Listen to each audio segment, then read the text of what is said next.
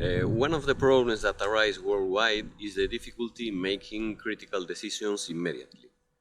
Difficulty generated by the dependency on the observation of the vineyard by operators, which in many cases requires too long period of time, which hinders the immediacy in basic decisions. In addition, once the results of these observations have been obtained, we need a rapid analysis and conclusions to quickly decide on the actions to be carried out. All this in a short period of time available for field work. In terms of diseases, the diseases that affect the vineyard suppose high losses in the sector each harvest. This is what happens with botrytis attacks.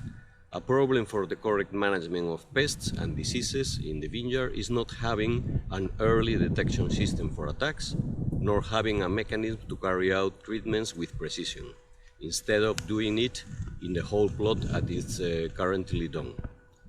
In addition, it is very important to be able to detect the disease at an early stage of infection in order to prevent further damage. Another difficulty to be solved is the harvest. As the harvest is done manually, the grape pickers have to load or drag the cases until they fill them.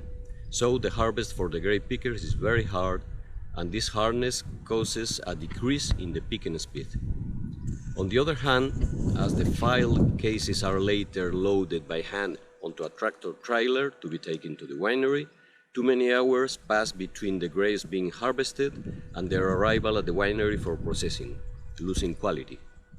With the trials carried out at FlexiGrobots, we are confirming that through the programmed work of a fleet of robots and drones and the integration of the data provided in the Ceresco web application, we are managing to solve this recurring problem in the vineyards. For example, we have been able to estimate a 30% reduction in the cost of vineyard inspection, a 50% reduction in the use of pesticides, or a 50% reduction in the time to transport the grapes to the winery.